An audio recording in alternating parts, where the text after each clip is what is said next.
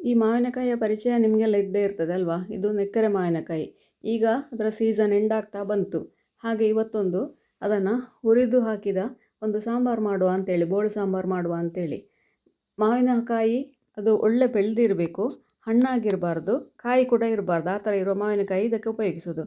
ಮೊದಲಿಗೆ ಒಂದು ಅರ್ಧ ಮುಕ್ಕಾಲು ಲೀಟ್ರ್ ನೀರಿಗೆ ಒಂದು ಸ್ವಲ್ಪ ಬೆಲ್ಲ ಹಾಕ್ಕೊಂಡು ಕುದೀಲಿಕ್ಕೆ ಇಡ್ತಾ ಇದ್ದೇನೆ. ಉಪ್ಪು ಮತ್ತು ಬೆಲ್ಲ ಹಾಕಿ ಅದು ಬಿಸಿ ಆಗಲಿ. ಅಷ್ಟೊತ್ತಿಗೆ ನಾವು ಮಾವಿನಕಾಯಿಯನ್ನು ತೊಳೆದು ಕಟ್ ಮಾಡಿಕೊಳ್ಳುವ. ನೋಡಿ, ಇಷ್ಟು ಇರಬೇಕು ಮಾವಿನಕಾಯಿ. ಇದು ನೋಡಿ, ನಾನು ಒಳಗಡೆ ತೋರಿಸ್ತೇನೆ ಯಾವ ಹದದಲ್ಲಿ ಇರ್ತದೆ ಅಂತ ಹೇಳಿಕೊಂಡು. ಆ ಹದದಲ್ಲಿ ಇರುವಾಗಲೇ ಅದು ಮಾಡಿದರೆ ತುಂಬ ರುಚಿಯಾಗಿರ್ತದೆ. ನೋಡಿ, ಇಷ್ಟು ಹದ ಬೆಳೆದಿರಬೇಕಿದು.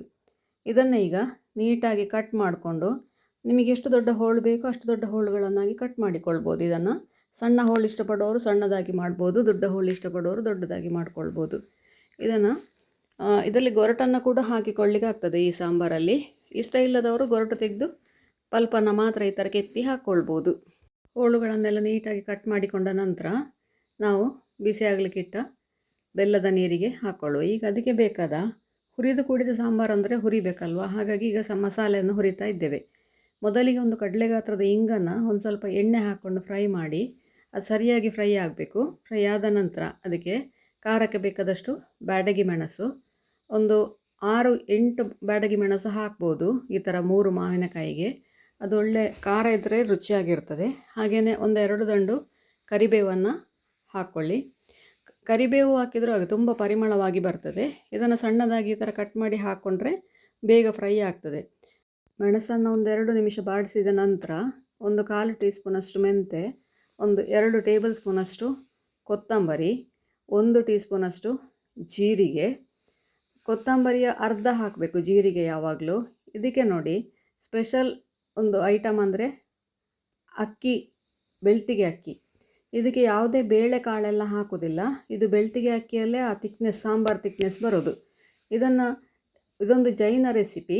ಇದಕ್ಕೆ ಅವರು ಕಾಯ್ತು ಮೈತನ ಅಂತ ಹೇಳ್ತಾರೆ. ನಾನು ಹಾಗೆ ಅದನ್ನು ಹುರಿದು ಕೂಡಿದ ಬೋಳು ಸಾಂಬಾರು ಅಂತೇಳಿ ಹೇಳ್ತಾ ಇದ್ದೇನೆ. ಇದನ್ನು ಅಕ್ಕಿ ಬಿಳಿ ಆಗೋಲ್ಲವರೆಗೆ ಫ್ರೈ ಮಾಡಿ ಅದನ್ನು ಹುಡಿ ಮಾಡಿಕೊಳ್ಬೇಕು ಮಸಾಲೆಯನ್ನು. ಇಲ್ಲಿ ನೋಡಿ, ನಮ್ಮ ಮಾವಿನಕಾಯಿ ಬೇಯಲಿಕ್ಕೆ ಹಾಕಿದ್ದು ಬೆಂದು ರೆಡಿ ಆಯಿತು. ಇದಕ್ಕೀಗ ನಾವೇನು ಮಸಾಲೆ ಹುಡಿ ಮಾಡಿ ಇಟ್ಕೊಂಡಿದ್ದೇವೆ ಅದನ್ನು ಸೇರಿಸ್ಕೊಳ್ಳುವ. ಇದಕ್ಕೆ ನಾನಿಲ್ಲಿ ಹುಳಿ ಹಾಕಲಿಲ್ಲ. ಯಾಕೆ ಅಂದರೆ ಮಾವಿನ ಹಣ್ಣಲ್ಲಿ ಹುಳಿ ಇರ್ತದೆ, ಹಾಗಾಗಿ ಹುಳಿ ಹಾಕಲಿಲ್ಲ ನಾನು. ಇದಕ್ಕೆ ಬೆಲ್ಲ ಮಾತ್ರ ಹಾಕಿರೋದು. ಬೆಲ್ಲ ಮಾತ್ರ ಇದಕ್ಕೆ 2 ಅಚ್ಚು ಬೆಲ್ಲ ಬೇಕಾಗ್ತದೆ. ಯಾಕೆ ಅಂದರೆ ಮಾವಿನಕಾಯಿ ಬೇಯ್ತಾ ಹುಳಿ ಬಿಟ್ಕೊಳ್ತದೆ, ಹಾಗಾಗಿ 2 ಅಚ್ಚು ಬೆಲ್ಲ ಬೇಕೇ ಆಗ್ತದೆ ಇದಕ್ಕೆ. ನೆಕ್ಕರ ಮಾವಿನಕಾಯಿ ಮಾತ್ರ ಇದಕ್ಕೆ ಬೆಸ್ಟ್ ಆಗ್ತದೆ. ನಿಮಗೆ ಆಪ್ಷನಲ್ ಅಂದರೆ ತೋತಾಪುರಿ ಮಾವಿನಕಾಯಿ ಹಾಕ್ಕೊಳ್ಬೋದು. ಹಾಗೆ ತೋತಾಪುರಿ ಹಾಕಿದರೆ ಕೂಡ ಇದು ಚೆನ್ನಾಗಿರ್ತದೆ. ಬಟ್ ನೆಕ್ಕರೆಗಿಂತ ತೋತಾಪುರಿ ಸ್ವಲ್ಪ ಹುಳಿ ಬಿಟ್ಕೊಳ್ತದೆ. ನಾನು ಮಾಡಿದ್ದೇನೆ 2ರಲ್ಲಿ ಕೂಡ. ಈಗ ಇದಕ್ಕೊಂದು ರುಚಿಯಾದ ಒಂದು ಒಗ್ಗರಣೆ ಮಾಡಿಕೊಳ್ಳುವ.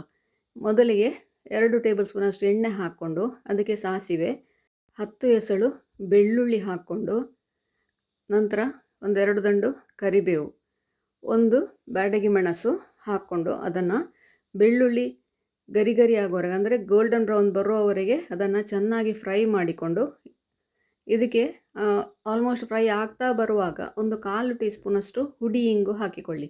ಹುಡಿ ಇಂಗು ಹಾಕಿದರೆ ಇನ್ನೂ ಪರಿಮಳ ಆಗ್ತದೆ. ನಾವು ಆಲ್ರೆಡಿ ಮುದ್ದೆ ಇಂಗು ಹಾಕ್ಕೊಂಡಿದ್ದೇವೆ. ಈಗ ಹುಡಿ ಇಂಗನ್ನು ಸೇರಿಸೋದ್ರಿಂದ ಇನ್ನೂ ರುಚಿಯಾಗಿರ್ತದೆ ಅದು. ಈ ಒಗ್ಗರಣೆಯನ್ನು ನಾವು ಏನು ಹುರಿದು ಕೂಡಿದ ಸಾಂಬಾರು ಮಾಡಿದ್ದೇವೆ ಅದಕ್ಕೆ ಸೇರಿಸ್ಕೊಂಡ್ರೆ ನಮ್ಮ ರುಚಿಯಾದ ಹುರಿದು ಕೂಡಿದ ಮಾವಿನಕಾಯಿಯ ಸಾಂಬಾರು ರೆಡಿ ಆಯಿತು. ನೀವು ಕೂಡ ಒಮ್ಮೆ ಖಂಡಿತ ಟ್ರೈ ಮಾಡಿ ನೋಡಿ, ಹೇಗಾಯಿತು ಅಂತೇಳಿ ಕಮೆಂಟ್ ಮೂಲಕ ನನಗೆ ತಿಳಿಸಿ. ಲೈಕ್ ಕೊಟ್ಟು ಶೇರ್ ಮಾಡಿ. ನೀವಿನ್ನೂ ನಮ್ಮ ಚಾನಲನ್ನು ಸಬ್ಸ್ಕ್ರೈಬ್ ಮಾಡ್ಕೊಳ್ಳಿಲ್ಲ, ಸಬ್ಸ್ಕ್ರೈಬ್ ಮಾಡಿಕೊಂಡು ಪಕ್ಕದಲ್ಲೇ ಇರುವ ಬೆಲ್ ಐಕಾನ್ ಒತ್ತಿ ನಮ್ಮನ್ನು ಸಪೋರ್ಟ್ ಮಾಡಿ. ಮುಂದಿನ ವಿಡಿಯೋದಲ್ಲಿ ಇನ್ನೊಂದು ಹೊಸ ರೆಸಿಪಿಯೊಂದಿಗೆ, ಹೊಸ ಅಡುಗೆಯೊಂದಿಗೆ ಪುನಃ ನಿಮ್ಮನ್ನು ಭೇಟಿ ಆಗ್ತೇನೆ. ಧನ್ಯವಾದಗಳು.